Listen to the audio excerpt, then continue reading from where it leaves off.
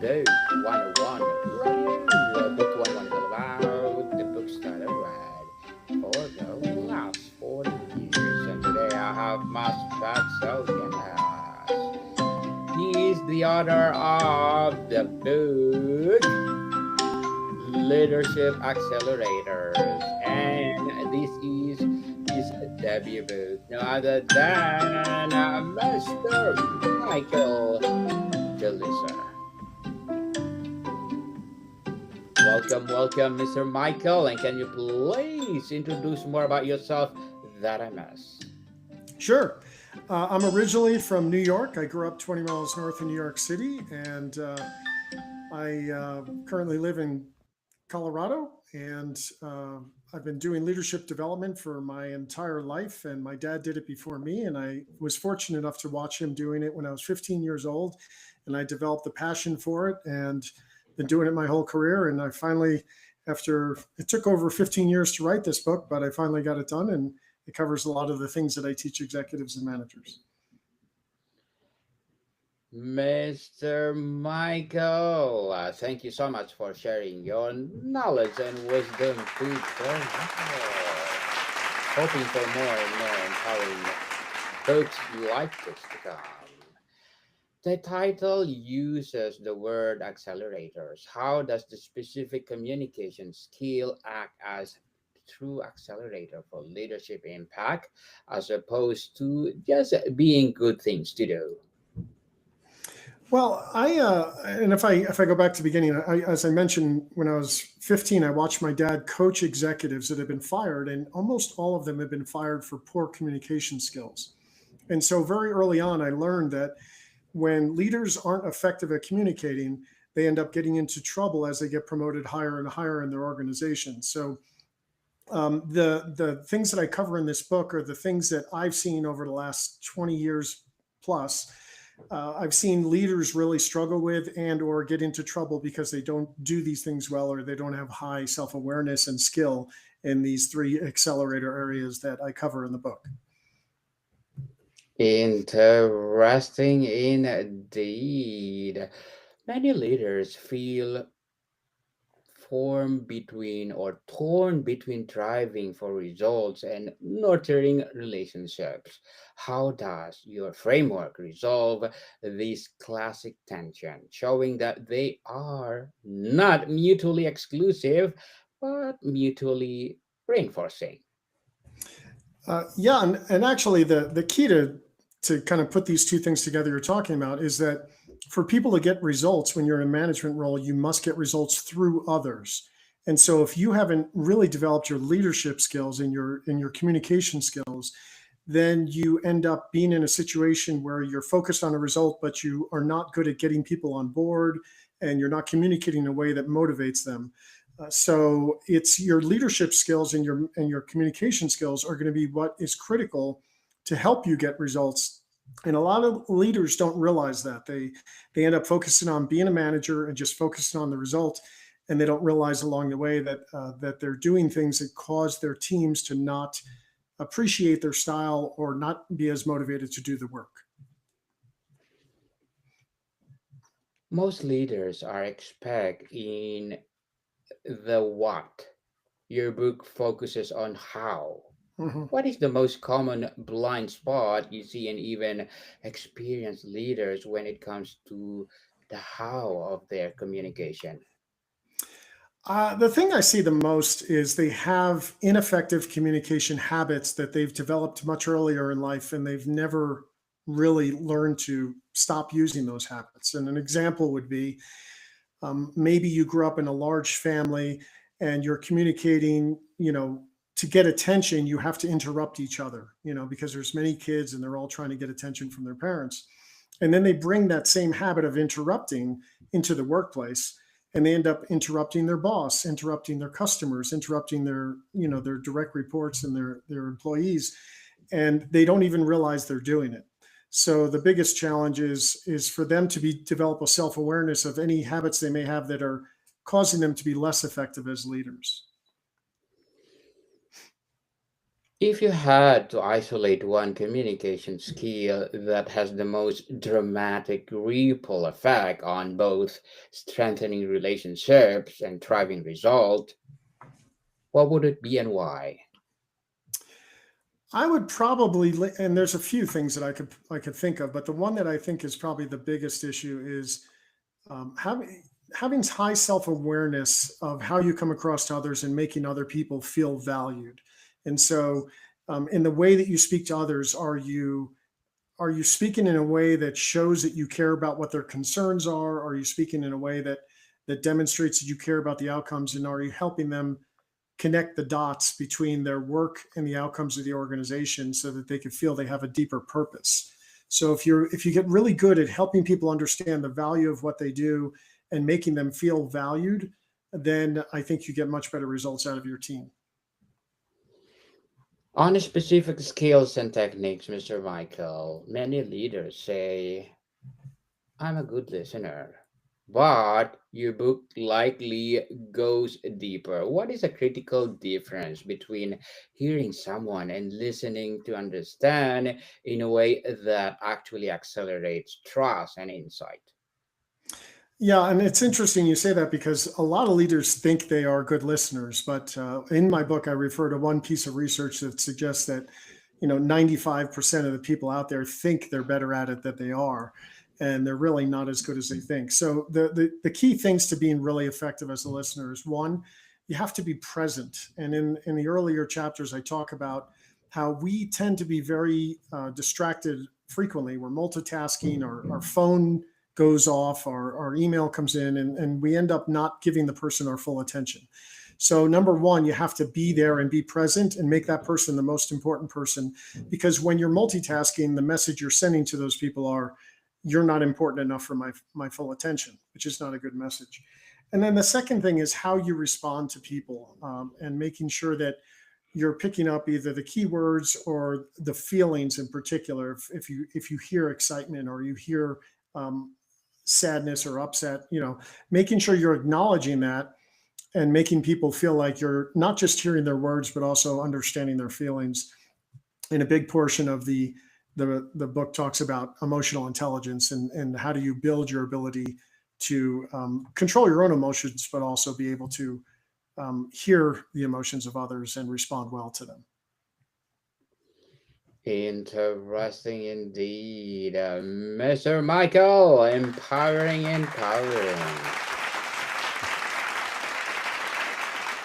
What are some specific phrases or question structures that instantly shift a conversation from leader giving direction to a leader empowering ownership in their team? I would say that the biggest challenge leaders have is their intentions are good. They want to tell people the answer to whatever it is that they're working on. The challenge is if people come to you and you're constantly just giving them the answers, then they end up becoming more dependent on you. And probably one of the most important skills a leader can have is asking the right questions that helps the person discover their own answer. And so when you give a person a chance to share their ideas and you ask questions that help guide them to find their own solutions, they see you as a more effective leader, but they also feel more self confident because they found the solution themselves. You just led them, with questions that help them find it. So, as much as possible, when you allow people to share their ideas, making sure that you're proving that you heard their ideas and whenever possible, allowing them to find their own solutions. That typically is what's going to make the biggest difference. Communicating in a crisis, in a high stakes, high pressure situation, communication often defaults to command and control. What are the key accelerators for maintaining trust and clarity when there's no time for lengthy discussion? Yeah, and that really goes back to the emotional intelligence piece of it, because when people are in crisis, they tend to react based on emotions, not on rational thinking. So one of the most important things you can do is be aware of what triggers you and when you're not thinking rationally, when you're allowing your emotions to control you. And then the second piece of that is making sure that you are acknowledging the emotions of others in the room as well. So, what are you doing to make sure that when a crisis is happening, you're speaking to people's fears, you're responding to their concerns, and you're making sure that they know that their concerns are important to you. When you do those things, they feel trust. They feel like you have their back and that you are supporting their concerns and that you care about them as well. And when crisis happens, that's one of the most important things you can do is give off a kind of a calming demeanor, controlling your own emotions, but also acknowledging the emotions of others. Mr. Michael, on application and mindset, what is the role of leaders' ego in sabotaging the communication effectiveness? And what is the first step in taming it? You have to develop high self awareness. I talk in the book about the difference between self perception and self awareness. And self perception is how you see yourself, but it's not necessarily accurate unless you confirm it through others. And when you confirm it through others, that's when you have high self awareness because your self perceptions match the perceptions of others. So I think when people really make mistakes, it's because they did not have self awareness and they did not realize how they were coming across. And because of that, it puts them in bad situations. And a lot of that is ego driven, as you were referring to. When people allow their egos to step in or they allow their egos to be triggered, one of the things I talk about in the book is how do you become more self aware of your triggers? How do you get other people involved in helping you understand them? So, in those key moments that matter, you don't allow yourself to be triggered and do something based on ego instead of what's best for the situation. From broadcast to dialogue, Mr. Michael, leaders are often expected to have all the answers. How do you coach them to shift from broadcasting their solutions to facilitating a dialogue that unlocks the team's collective intelligence? Well, and that gets into a little more of understanding the overall team's personalities and where their strengths are and where their weaknesses are. I think a lot of times leaders think they should have all the answers, as you mentioned, but in reality, we all have strengths and weaknesses, and a lot of times that's tied to our personality type. For example, if you are very results driven and structured, you may be very task focused and not as you know thoughtful or caring about other people's feelings inadvertently. And so when you surround yourself with people that have those other strengths, you can count on them to help you out in those situations where you need to be more personable. And the opposite is true is if you're more of a people person, but you're not very structured, if you get really good at understanding who on your team is strong with structure, then you can go to them and have them review what it is the situation is and get the perspective of someone who's more structured. And I'll tell you, for example, when I was writing this book, I'm a people person, I'm an idea person, but I'm not very structured or results driven. So I got my reviewers I deliberately sought out reviewers who were very results driven and very structured to help me make the book stronger.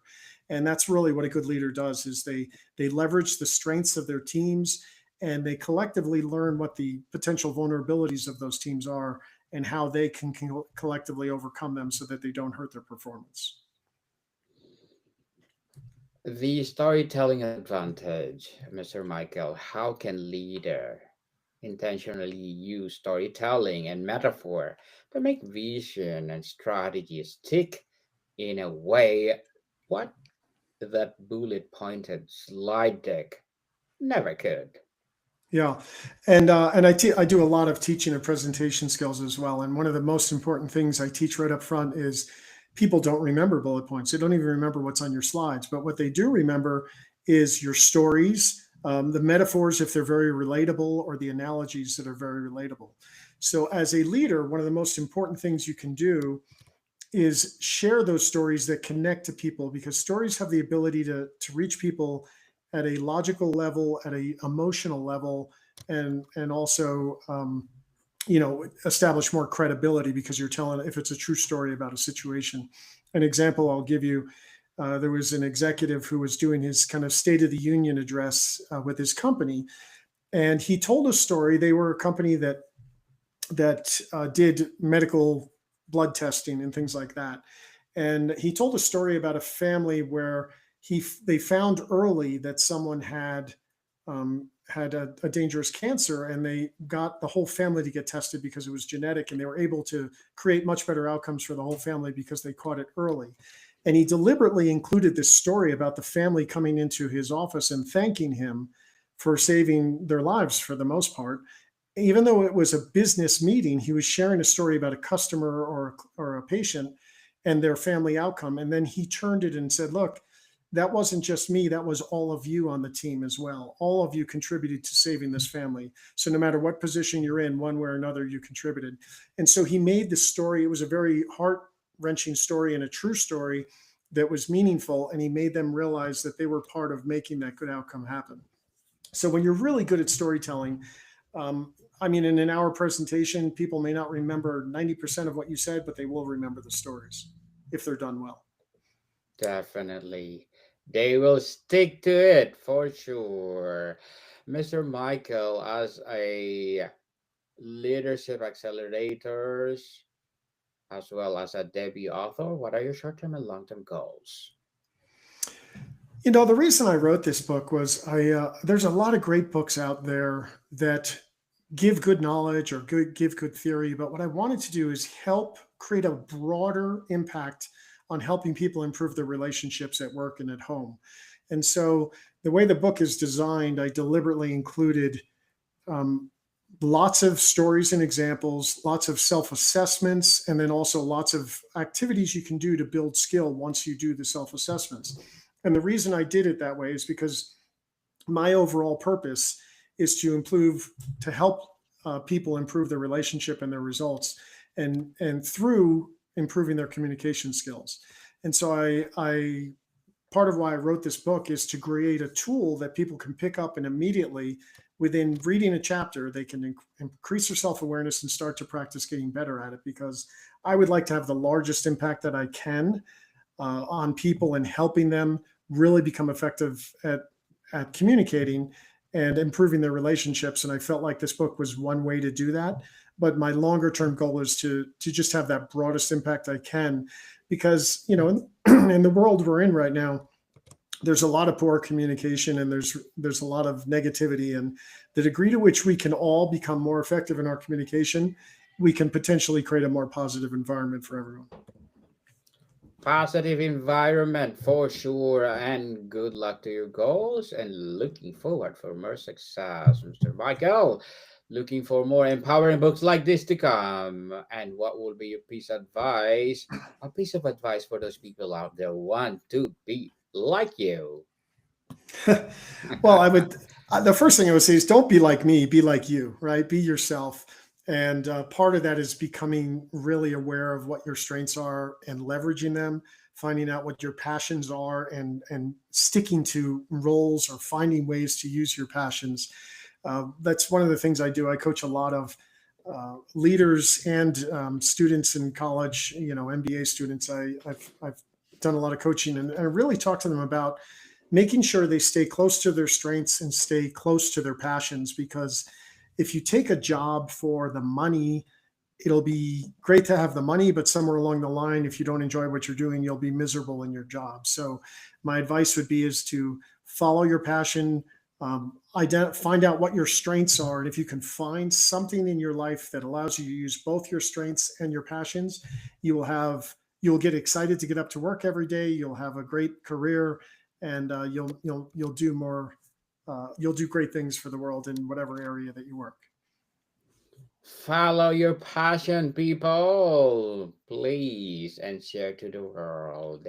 And Mr. Michael, thank you for that advice. And can you please recommend a book or books that influence your journey? There's two books that I really like a lot. The one is Good to Great by Jim Collins, and in that book, he really covers that concept that I just shared about following your passion and also what your strengths are. In that book, there's a concept called the hedgehog concept, and it talks about three things that the companies that made the jump from good to great did. They followed their passion. They did what they could be the best in the world at, and they found a kind of a financial model that worked that allowed them to be successful. And I when I coach people individually, I say the same thing as what Jim Collins said to those companies. If you could do those things, if you can follow your passion and your skills, and find some way to be successful financially in a model that works with that, you'll be just as you'll be able to make that jump from good to great as well. So that's one of the two books. The other one is one called The Power of Full Engagement. And what I love about that book, it talks about how we tend to work through a day and never take breaks. And the ultimate outcome of that is we become less effective as the day goes along because we get exhausted and we're not taking moments to refresh and just create ways to get ourselves our energy back up. So it identifies 4 different types of energy we need to learn how to manage. And when you're really good at managing those 4 types of energy, you have more energy to go to work. You're more effective. You're more productive. So those would be the 2 books that I enjoy the most, that I think have the biggest impact on people when they read them. Thank you for that recommended books, Mr. Michael. And how can a leader consciously craft a communication style that is authentically them, but also consistently inspires and motivates others? I think being finding yourself authentically really comes down to knowing your own purpose and knowing your own strengths, and so personality type is a key one, right? So if you've ever done a personality assessment of any kind, go back and look at those results and learn about what it tells you about what's important for you and where you're more likely to be strong and where your potential weaknesses are based on maybe your least effective or least predominant personality preference. But I think overall, people really need to develop a high self awareness of their strengths and their weaknesses, understand what triggers them, and also making sure that they know what habits they have currently that might be causing them to be less effective, or maybe hurting their relationships because they're not aware that they're doing these ineffective habits. And in the book, I spend quite a bit of time providing these self-assessments where people can develop their awareness and all these things I just mentioned. And by doing that, when you have high self-awareness, it sets you up for success. It sets you up to be able to be the most effective leader that you can be, or most effective spouse or friend or whatever it might be, because these things are universal, whether it's work or home. If you can get really good at developing and strengthening your emotional intelligence, replacing ineffective habits with effective habits, and understanding your personality needs and the needs of others and how to respond differently. You do those 3 things and you'll be in good shape no matter what you're doing. Totally, you're in a good shape. And Mr. Michael, could effective leaders communication be a secret weapon against the rampant burnout we see in today's workforce? If so, how? I can think a couple ways that it can be a secret weapon. One is that the world is moving towards more of AI taking over technical skills. And if you think about it, most people get promoted based on their technical skills. If you have 5 people doing the same job, and they usually promote the one that's best at that job. The problem is with each level of leadership, the higher you go, the more important it becomes to be an effective communicator. And with AI replacing a lot of the technical skills, it makes it even more important you're a strong communicator, because that's what will make you stand out as a leader, not your technical skills, because there's a good chance at some point AI will replace some of your technical skills. So as AI grows, it becomes even more critical that you're a strong communicator, to make sure you're standing out as different as your technical skills become less and less critical. So that's probably the main thing that I would say is most important, um, in terms of it being a superpower.